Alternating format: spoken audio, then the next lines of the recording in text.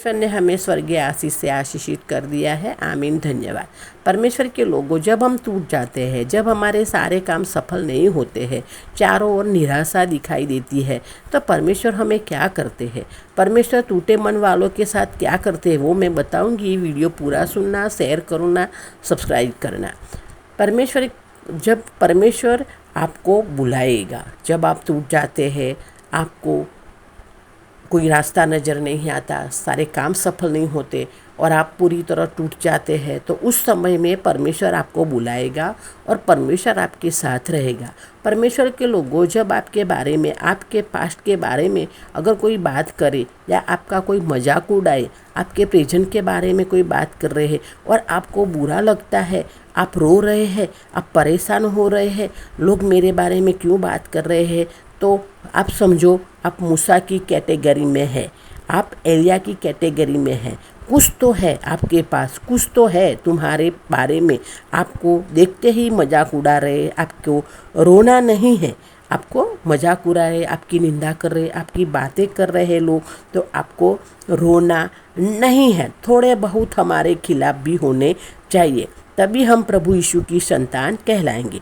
जब आप और हम मन से टूटे हुए हैं, डैमेज हुए हैं, तो प्रभु हमें बुलाएगा, प्रभु हमारे साथ भी रहेगा। प्रभु टूटे मन वालों को ढूंढ रहा है। जो टूटे मन वाले हैं, प्रभु की नज़र उन पर लगी हुई है, लगी रहती है। जब आप अकेले होंगे, जब आप अकेले होंगे, कहीं ऐसी जगह में अकेले होंगे और अचानक हमारे आपके जीवन में प्रभु यीशु आएंगे, हम अकेले होंगे, हम दुखी हो रहे होंगे, हम रो रहे होंगे कि अब हमारा क्या होगा, और ऐसे समय में अचानक प्रभु यीशु की एंट्री हमारे जीवन में होगी, प्रभु यीशु हमारे पास आएंगे। बाइबल में 2 शमूएल 4 अध्याय और 4 वचन में लिखा है, और बैरोती लोग गिदोन को भाग गए और आज के दिन तक परदेशी होकर रह गए।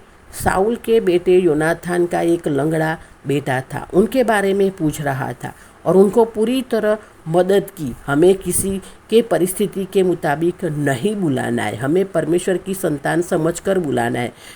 हमें किसी को कैसे मजाक नहीं उड़ाना है, किसी की परिस्थिति कैसी है उसके बारे में हमें नहीं बात करनी है। कोई कैसा भी है, जो भी है, लेकिन हमें उनके साथ परमेश्वर की संतान समझकर बात करनी है। परमेश्वर की संतान समझकर उनके साथ बात और व्यवहार हमें करना है। उनको हमें सताना नहीं है, उसकी निंदा, उसकी बातें हमें नहीं करनी है। दाऊद राजा बना तो अपने दुश्मन शाऊल और अपने मित्र योनाथान का जो लंगड़ा बेटा था उनको बुलाया, क्योंकि प्रभु का संतान समझो। हमें भी सबको प्रभु के संतान समझकर बात करनी है, बुलाना है, ऐसे व्यवहार करनी है कि सामने वाला भी प्रभु की संतान ही है। जब हम टूट जाते हैं तो प्रभु हमें बुलाएंगे, हमको बदलने के लिए। जब हम टूट जाएंगे तो प्रभु हमको बदलने के लिए बुलाएंगे। भले सब लोग छोड़ दे, लेकिन प्रभु हमको, आपको बुलाएगा, हमको बदलने के लिए। प्रभु की बुलाहट ही सबसे बड़ी बेस्ट चीज़ है, प्रभु की बुलाहट सबसे बड़ी बेस्ट चीज़ है। इसीलिए बाइबल में प्रभु कहते हैं, तुमने नहीं, लेकिन प्रभु ने हमको, आपको चुना है, प्रभु ने चुना है। हमने प्रभु को नहीं चुना, प्रभु ने हमको चुना है। हम प्रभु के पास नहीं गए, लेकिन प्रभु हमारे पास आए थे। प्रभु ने अपना एकलौता बेटा प्रभु यीशु, उनका पुत्र प्रभु यीशु हमारे लिए दे दिया। और प्रभु यीशु के पुत्र के पास नहीं, प्रभु यीशु पुत्र हमारे पास आए थे। हम क्रॉस के पास नहीं गए थे, लेकिन क्रॉस हमारे पास आया था। हम स्वर्ग नहीं गए थे, लेकिन स्वर्ग का एकलौता पुत्र प्रभु यीशु हमारे पास भेजा गया था।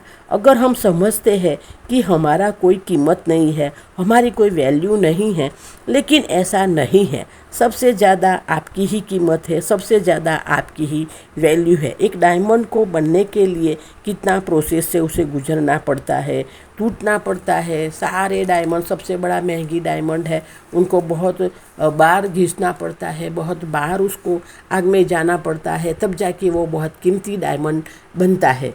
टूटे मन वाले जा रहे हैं प्रभु के पास, दूसरों को पता नहीं। प्रभु टूटे मन वाले ही प्रभु के पास जा रहे हैं, लेकिन दूसरों को पता नहीं। लेकिन हम जा रहे हैं राजा के पास, लेकिन हमको एक दिन एहसास हो जाएगा कि क्यों हम सबको रोका गया, क्यों हमको तोड़ा गया। क्योंकि दूसरी बार बादलों में जब प्रभु यीशु आएंगे, सेकंड कमिंग ऑफ जीसस होगा, तो कुछ लोग रह जाएंगे, लेकिन आप प्रभु यीशु के साथ उठा लिए जाओगे। उस दिन को हमको पता चलेगा कि क्यों हमको तोड़ा गया, क्यों हमको बनाया गया, क्यों हमको समय लगा रहा।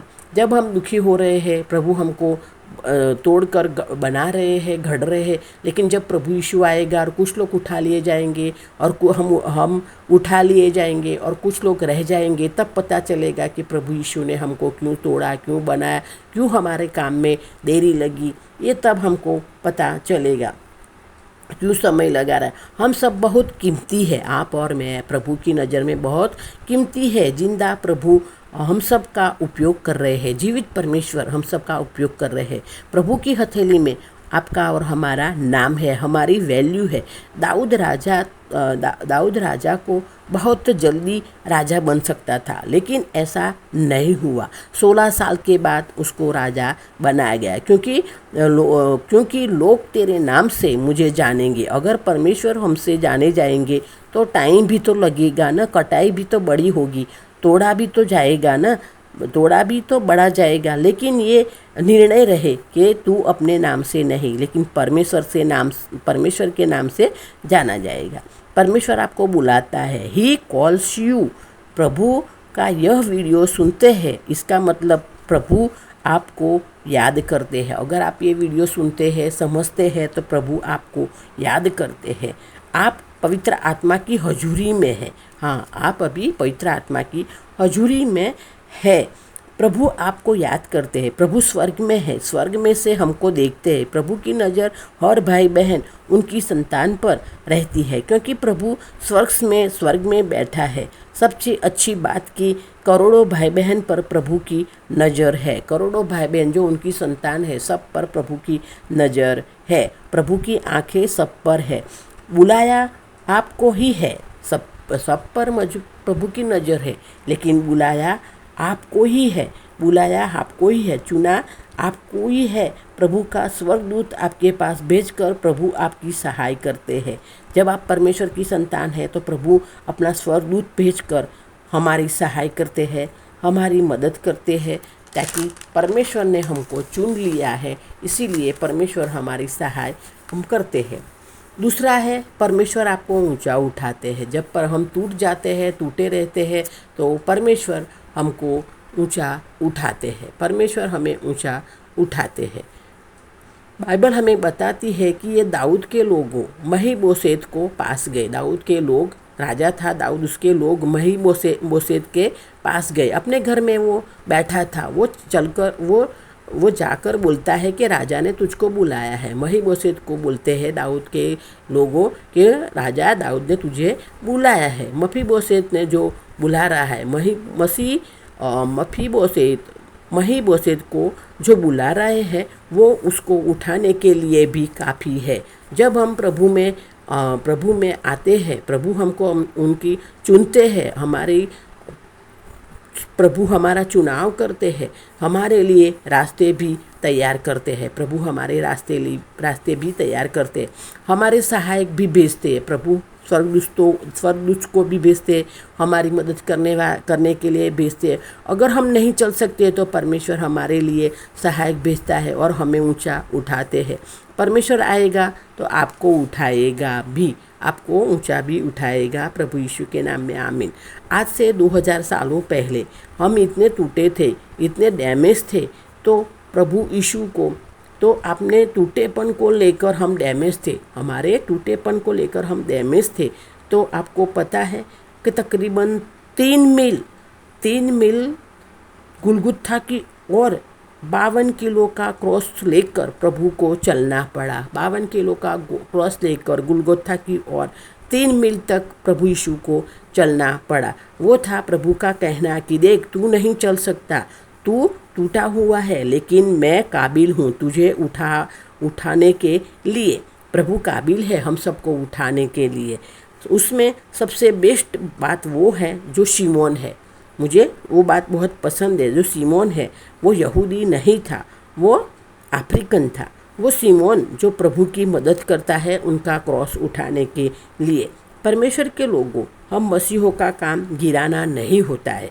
हम मसीहों का काम गिराना नहीं होता है, क्योंकि हम प्रभु के साथ चलने वाले प्रभु की संतान है। अगर हमारे पास कोई टूटा मन वाला आता है तो हमें उनको ऊंचा उठाने की कोशिश करनी है। हमें ऊंचा उठाने की कोशिश करनी है, जो प्रभु यीशु ने किया। जो प्रभु यीशु ने हमको ऊंचा उठाया, वैसे हमें दूसरों को भी ऊंचा उठाना है। जो हमारे पास आते हैं अपना टूटा मन लेकर हमारी हेल्प के लिए, मदद के लिए, तो हमें भी उनको ऊंचा उठाना है। हमें कहना है कि प्रभु यीशु ने मेरे लिए किया, आज मैं तेरे लिए कर रहा हूँ।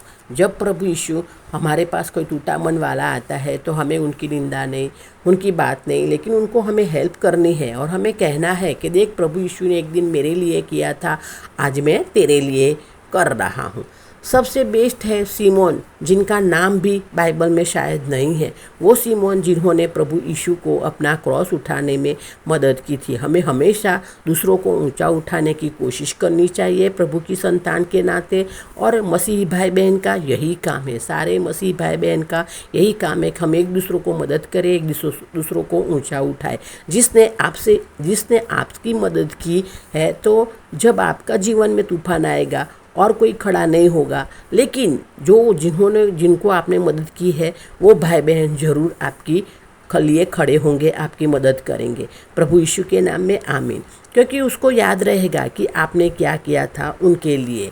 रिश्ते तोड़ने में टाइम नहीं लगता, लेकिन रिश्ते बनाने में आपको पूरी ज़िंदगी लग जाती है। अगर मसीह भाई बहन बुरा कम और अच्छाई ज़्यादा देखने लगे, फिर से मैं दोहराती हूँ, अगर मसीही भाई बहन जो प्रभु यीशु परमेश्वर पिता की संतान है, वो मसीही भाई बहन बुराई कम देखे और अच्छाई को ज़्यादा देखने लग जाए, तो कभी किसी का रिश्ता नहीं टूटेगा। प्रभु यीशु के नाम में आमीन। प्रभु हम सबको, आपको, हमको, आपके परिवार को, हमारे परिवार को प्रभु हमेशा के लिए ऊंचा उठाए रखे और प्रभु पवित्र आत्मा से हमें भर दे और सारी सुख शांति प्रभु हमको दे। और प्रभु हम सबको अपनी महिमा के लिए इस्तेमाल करे और प्रभु हम सबको अपनी संतान बना के अपने मार्ग में चलाए, महिमा के लिए इस्तेमाल करे और हम सबको स्वर्ग के अनंत जीवन के भागीदार बनाए।